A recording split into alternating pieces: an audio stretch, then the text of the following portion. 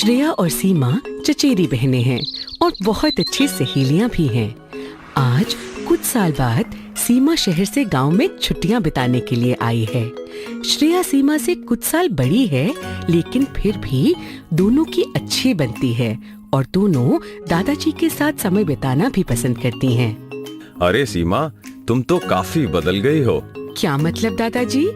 तुम्हारा कद कितना बढ़ गया है। और तुम शहर जाने के बाद दुबली पतली भी हो गई हो। क्या वह अच्छा खाने को नहीं मिलता? नहीं दीदी, ऐसा तो कुछ नहीं है। शायद इसलिए पतली हो गई हूँ क्योंकि पिछले महीनों में मेरा कद तेजी से बढ़ा है।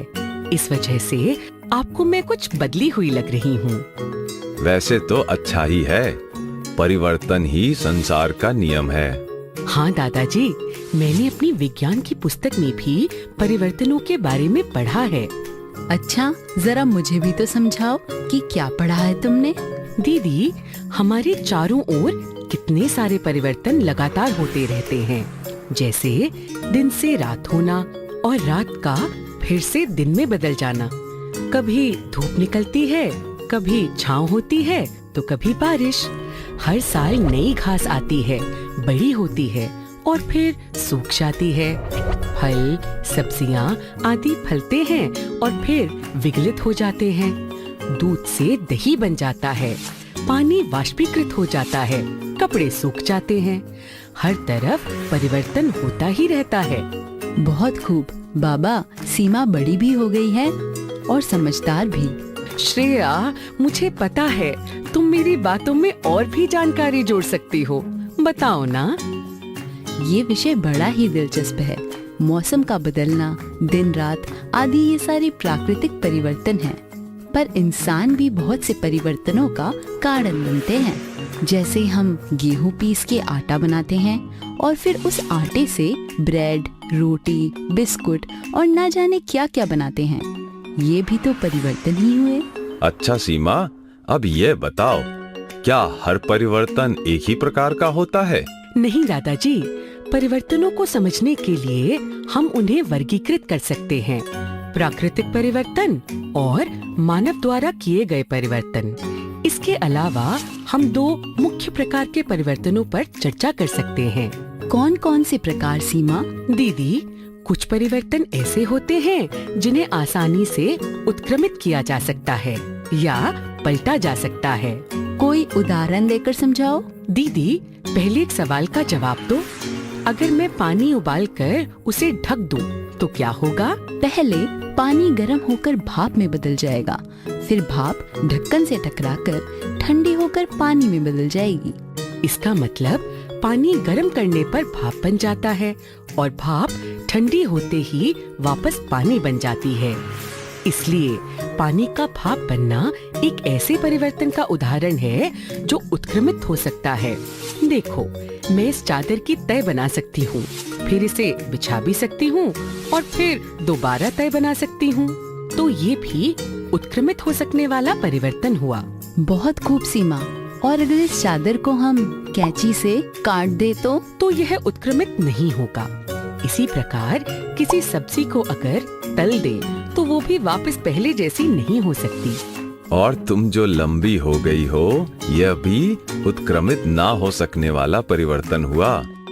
पर तुम वापस मोटी हो सकती हो और फिर से पतली भी हो सकती हो, तो ये उत्क्रमित हो सकने वाला परिवर्तन हुआ। आप बिल्कुल ठीक कह रहे हैं दादाजी। कई बार हम परिवर्तन करने के लिए कई चीजों का मिश्रण भी करते हैं।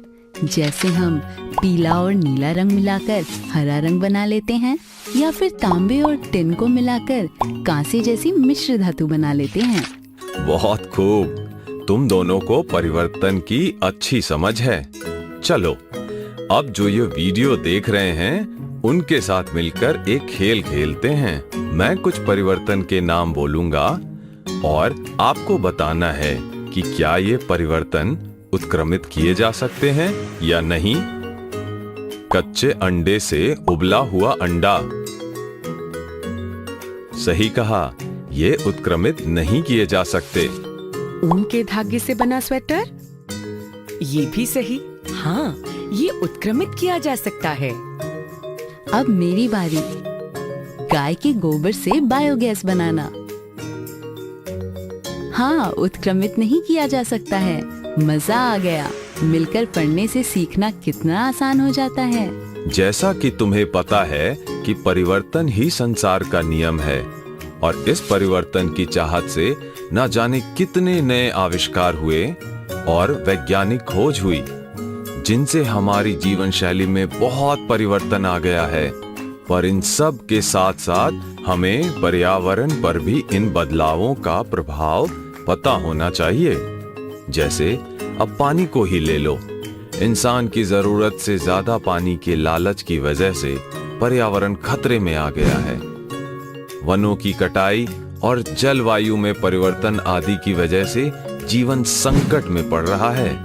हाँ, इस बारे में मैंने टीवी पर भी काफी चर्चा देखी है और ये भी कि पेड़ पौधे इस परिवर्तन को कम करने में हमारी मदद करते हैं। दादाजी, क्यों ना हम अपने गांव में आज कुछ पौधे लगाएं?